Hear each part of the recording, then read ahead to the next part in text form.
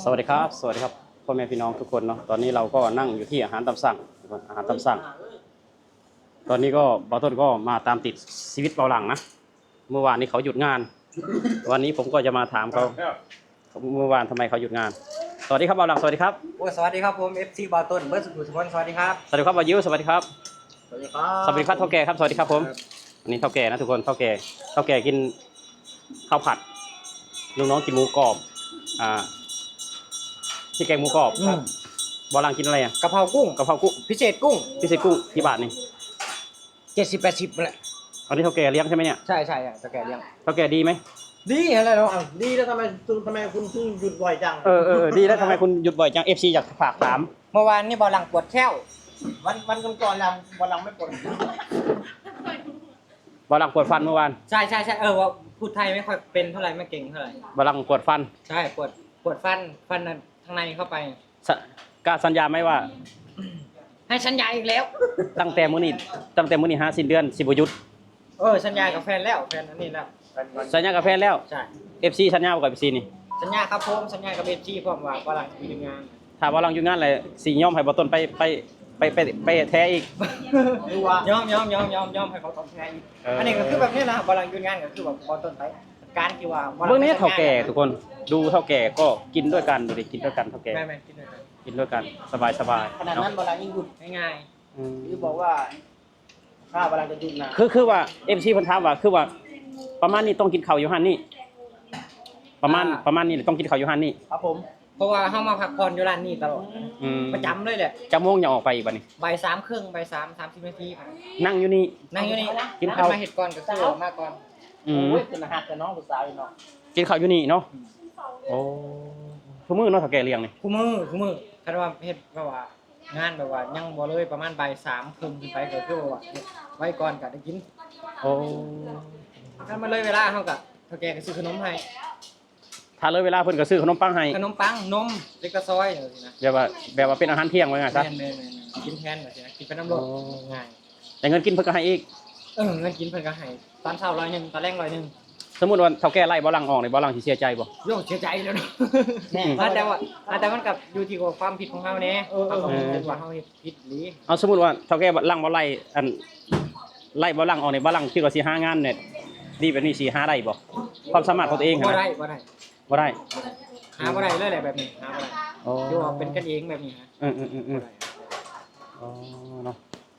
บ่อิ๋วก็บ่ว่ากินหมูกรอบแล้วก็ขยะมาพร้อมเนาะบ่อิ๋วนะถ้าบ่จังว่าตกใจที่จังซี่นะครับ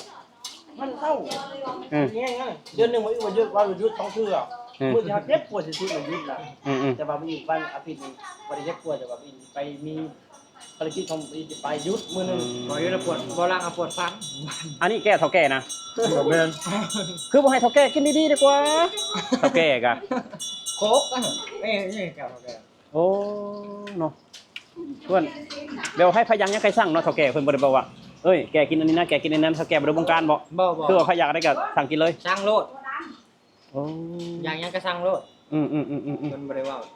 เป็นกันเองสุดๆเป็นกันเองสุดๆก็คือแบบว่าเว้ากันแบบพี่แบบน้องคือ FC ถามว่าเบาหลังมีเมียนี่เบาหลังเฮ็ดงานหนักบ่เบาหลังคือหยุด FC เพิ่นถามหั่นน่ะนี่งานอะไรเนี่ยเอางานอีหยังแล้วบ่ลังเฮ็ดงานกลางเว้นนำกลางคืนนำรัฐสภาน่ะบ่ FC เพิ่นถามนี่ FC เขาถามบ่ได้นะเก็บบ่ได้นะ FC เพิ่นถามนี่นะบ่ได้นะบ่ได้นักบ่ได้เฮ็ดงานนักค่าแบบแฟนมาอยู่นำนี่จักมื้อเลย2 อาทิตย์3บ่ลังผู้สาวจะมาน่ะเปลี่ยนแปลงหยังแน่เลยเปลี่ยนแปลงหยังแน่เปลี่ยนแปลงก็คือแบบว่าเอ้าตื่นแต่เช้าไปแต่เช้าตื่นแต่เช้า6 โมงยังไม่อยากลุกเอาเลยว่าจะได้เฒ่าแก่เพิ่นตื่นแต่เช้าขึ้นบ่เฒ่าแก่ยังไม่เชื่อมันตัวบ่ตัว6 โมงคือเก่าแกบ่ลังน่ะพาบ่ลังตลอดอันคือว่าคือบ่คือแขนซ้ายบ่ฮักกับซ้ายคือบ่ต้นก็เห็นอันแฟนบ่ลังบ่ต้นถามแฟนบ่ลัง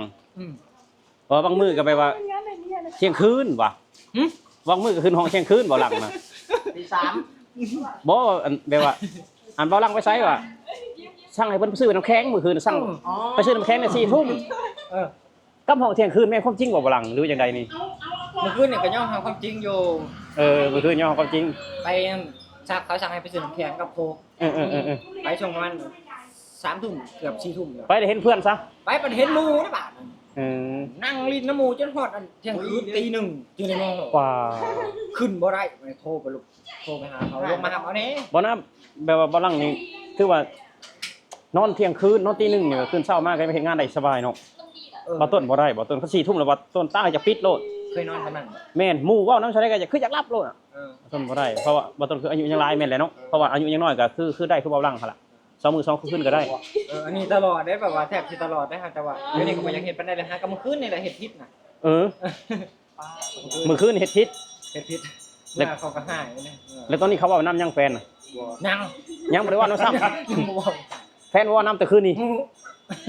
แต่มื้อเช้านี่ก็บ่ปลุกอีก เออ เออหาย เออ กลายเป็นตั้งโคกแล้วบ่หลังเนาะ เขาถ่ายกินโคกก็เลยเขาคอแห้งเขาอยากเอ้ยโคกเว้ย ถ้ากินโค้กถ้ากินน้ำแข็งนั่นแหละเฮ้ยเราอยากกินน้ำเย็น เนาะว่ายืนยันเนาะเมื่อวานน่ะปวดฟันเนาะ FC เพิ่นถามปวดฟันบ่ลังบ่ได้แบบเกเรมันหยังเนาะ บ่ FC เพิ่นถามอยู่ว่าลังลิ้นบ่ โอ้ ซูมมันก็หยอก ชุบแป้งจุจีบ่แบบนี้มา FC เพิ่นถามได้ FC เพิ่นว่าลังคือหน้าตาคือลิ้น ฝรั่งก็คือว่าเคยลงพิษมาก่อนเคยลิ้นมาก่อนแล้วสินะครับ เลิกได้จักปีเลย เลิกได้ประมาณ5 ปี 5 ปีเลย คุณตาไปดำ 5 ปี เอาแบบว่าคุ้มตาบ่ดำบ่ลังนี่มันฟ้อคุ้มตานี่ มัน คุ้ม เป็น ตา น้ำนอนเด็กแน่แล้วก็เป็นน้ำกรรมพันธุ์แน่ กรรมพันธุ์เป็นคนดำ เป็นคนแบบว่าก รรมพันธุ์เป็นคนคุ้มตาตะลึกอยู่แล้ว แม่พ่อแม่ก็เป็น แถมกับ ตาลึก แถมกับว่านอนดึก แม่นมันไปแถมกันได้มันสะสมกันบัดนั้น แต่ว่าบ่ลังยืนยัน 100%ว่าบ่ลังบ่ได้ติดบ่ได้ลิ้น แม่นยืนยัน 100%เลยว่าของแบบนี้ฝรั่งบ่เฮ็ด โอ้ เพราะว่าเฮาใหญ่แล้วคิดได้แล้ว โอ้รับน้องกับตักแดดแน่เนาะมันก็เลยดำเนาะ แม่นสะสมกันไปนั่นแหละ ผู้ ผู้ หญิ นี้ ง ก็ ตา ตาคีบ ดำ อยู่ เอาบ่หลังดำตากระดำบ่ ดูหมดเจ้า กรรมพันธุ์เจ้าบ่ได้คุมตาเลิกเด้ ดำบ่อีนี่ ว่าอยู่บ่ได้ดำหน้าดำบ่อยู่เนาะหน้าดำ คือว่านั่งเล่นกับคุณตาบ่ดำแต่ บ่ลังเรานอนดึกบ่ลังนอนดึก อันนี้นอนเที่ยงคืนได้บ่อีนี่ก็เที่ยงคืนตี 1ได้ บ่ลังก็ผิวแบบนี้มันแล้วแต่คนเนาะ กับพ่อแม่ก็เป็นแบบนี้นะพ่อแม่ก็ว่าตาเลิกคือกันอยู่เลย อันนี้น่ะคือแบบว่าบ่ลังยังอยู่กรุงเทพนะถ้าบ่ลังเมื่อบ้านเฮานี่เขาว่าบ่ลังลิ้นเราได้นี่ โยแนวมันแหละ บ่สูบเลยค่ะ บ่สูบเราได้นี่บ่สูบรถเพราะว่าหน้าตามันแบบบ้านเฮาแบบนี้ในผู้คนได้หน้าตา แม่น สูบเลยบ้านเฮามีแต่สูบ ทาง เลย ยางไปทางเช้าที่เห็นนี่จับเบิ่งตรวจได้นี่ เขาตรวจได้ตัวนี้ตัวเหี่ยวเลย ถือตัวหาแต่บรังกับแบบว่าบรังกับบริสุทธิ์ใจนะตอนนั้นก็ถือตัวบรังกับบริสุทธิ์ใจ เสพมาหรือเปล่าบ่เจ้าหน้าที่มันถามเสพมาไหม เสพ ติ หรือเปล่า รู้หรือเปล่า เจ้าคนว่านั่นเลยตรวจลงมืดนำกระเป๋าเฮาตรวจลงมืด มีหยังมันบ่ ก็มียังบรังกับให้ตรวจเบิดลงตัวฉี่ โอ้ ผ่าน นี่แหละคือบ่ลังไปตามติดอันบ่ต้นไปตามติดชีวิตบ่อิ่วเมื่อวานบ่เห็นบ่ลังแล้วมื้อนี้แล้วบ่ต้นเลยมาถามแบบบ่ลังเป็นหยังคือหยุดเมื่อวาน FC เพิ่นฝากถามหั่นนะ ก็คือบรังปวดแขวพี่น้องปวดฟัน อืม เจ็บแห้งอะไรเมื่อวานเนี่ยป้าไปบ่ได้มันตึงมันบวมขึ้นมาดิแล้วเฮาก็ไปซื้อยามาหมดไปเรื่อย2-300 2-300กินแล้วก็กินกับบรรเทาแน่มื้อนี้ก็เจ็บอยู่มุมๆหน่อยนึงแล้วก็นี่ได้จัง โอ้ ทรมาน นอนนี่ทุกคนสิไปยังนี่บ่สิไปยังนี่ ยัง ไปเลยนะ เลยพูดละ เบิ่งในคนจะนะนี่ จะม่วงแล้วนี่ 2:47 เอาบ่ยีเรากินข้าวนะบ่ยีนะ เอายี่เรากินปนปลาที่ว่าเรือนี่ก็มีมื้อเช้านี่เราก็บ่อยากเขาวเหนียวซื้อมา20 บาท เรากินป่นปลา แม่น เตา ปนปลามื้อเช้า ซื้อเทื่อนึงแล้วกินได้2เทื่อแล้วบ่ดีรับจัดได้ บ่ยีเอาน้ำให้ YouTube กินดีกว่าบ่ยีว่า น้ำอะไรอ่ะ น้ำเปล่านี่แหละ คือขวดหรือเปล่า10 บาท บ่นะเอาน้ำ มัน นี่ ไม่ นะ เท่นะอยู่ทุกกินนะ บ่นะนี่น้ำนี่แหละน้ำอันนี้แหละเอาทุกคน YouTube ก็จะกินรู้ๆผมบ่เหอะ อืม ถ้าลูกมาออกมาอีกแล้วมื้อนี้ฮะ ดี โอ้ครับแค่เหอะพาลูกออกมาเบิ่งแบบว่าสู่บรรยากาศ แม่นอยู่ในห้องมันก็หอมกับฮ้อนเด็กน้อยมันฮ้อน อยู่นำตลอด คือมันรู้จักความมันรู้สึกได้อยู่ห้องกับอยู่ข้างนอกฮะ หูซึกนั่นแหละแต่ว่าอยู่ในห้องบ่สิกระเบื้อเด็กหน่อยก็หูซึกเบื่อ ออกมาข้างนอกอยากรับโลกออกมาข้างนอกเลย มันจะรอดได้ไงห้องแอร์ ครับพ่อบรรยากาศภายนอกเนาะ นี่รับหรือบ่ฮะ ตาแพง อืม ทุกต้นกันนะครับทุกคน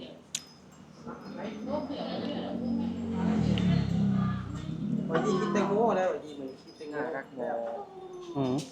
คือสาวได้ บ่ยีกินข้าวกับแตงโม ว่ากินแตงโมซื้อ โอ้ แล้ว เนาะสกอตนี่ก็คือชีวิตเบาหลังเบาอิ้วเนาะเฒ่าแก่กินข้าวบ่หมดเฒ่าแก่นี่เนาะ เดี๋ยวก็ได้เนาะ เฒ่าแก่กินข้าวบ่หมดเนาะเสียดายของเนาะมีแต่ผักล้วนๆนี่เฒ่าแก่นี่กินแต่เนื้อบ่กินผัก นี่ก็คือชีวิตคนเนาะแบบว่าอยากหยังก็สั่งกินทุกคนทำงานกับเฒ่าแก่ บ่ นี่ ลังให้หมดใจ อยากหยังก็สั่งกินบ่ลังกินแต่กุ้งมื้อนี้บ่ลังกินแต่กุ้งเอาอิ๋วนี่กินหนึงกับข้าวหมูกรอบจานละประมาณ70 บาทนี่เนาะ 70 บาท 70 กุ้งมันก็ราคาแพงนะ มื้อละจานเดือนหนึง30 จาน โยก 2,100 บาท ป้าเป็นสาวคือนะฮะเนาะ 2,100 บาทแล้วก็เงินเดือนอีกเนาะ เงินเดือนอีก โอ้ เงินค่าข้าวอีกเยอะเป็นหายเยอะ ๆ เสา100นึงก็แรง100นึง ๆ200 200แล้วบัดนี้300เพิ่นก็เก็บเป็นเงินเดือนให้แล้วเพิ่นมาเลี้ยงข้าวอันนี้ มาเลี้ยงเขานี่ก็จานละ70 80อันแล้วข้างนั้นน่ะเป็น580 บาท570 บาทประมาณนั้นบาท เงินกี่เขาเดือนหนึ่ง6,000เงินกี่เขาเดือน6,000แล้วก็เงินเดือนอีก 9,000 แม่ แล้วก็นี่อีกมื้อละ มื้อละ70 70 เอาเสื้อไปกิ มัน นเดือนก็แบบแทบเกือบสิได้กินทุกมื้อ เดือนละ17,000เนาะบ่หลัง บ่ เดือนละ17,000รวมทั้งหมดนี่คันประหยัดนี่รวยใด โจ้เนี่ย คันประหยัดนี่นะรวยถูกอลีคันประหยัดนี่ อันบางอยู่นี่ที่ว่ากินอะไรหรือเปล่าจะแบบมีบริจาคเขาที่เอาตังค์ให้ผม50อายุเอาเงินเอา50 บาท เพราะเขาบอกบางเรามายี่บอกกเอาแต่บอกพี่เอาผมไม่กินข้าวผมให้ผม50 บาทอายุก็เอา10 บาท คนกินขนม ผมไปกินขนมอายุเอาได้แต่บางเรากเอาได้บางยี่บอกเอาได้ เกรงใจเพิ่นบ่ต้องกินข้าว พี่เอา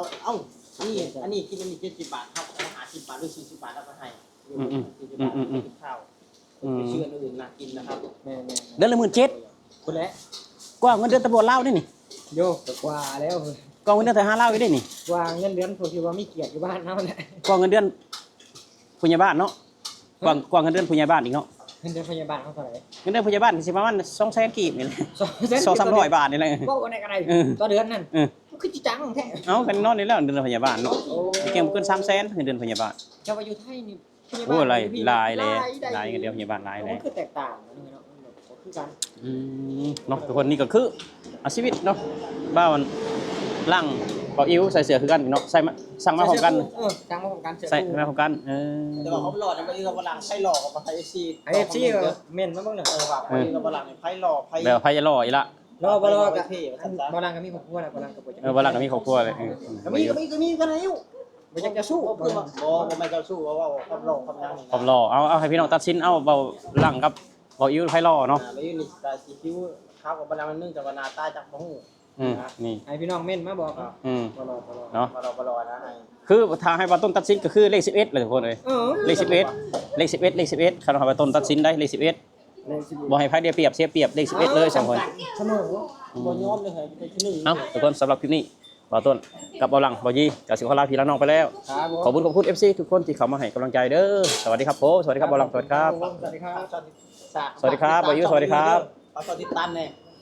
เพราะว่ายังบ่ได้ลงคลิปอ่ะฝากกดติดตามแบบขับไปเบิ่งคลิปเก่าอ่ะเนาะก็ไปอยู่เนาะไปอยู่แรงงานรับไปแล้วฝากกดติดตามได้นะครับผมสวัสดีครับ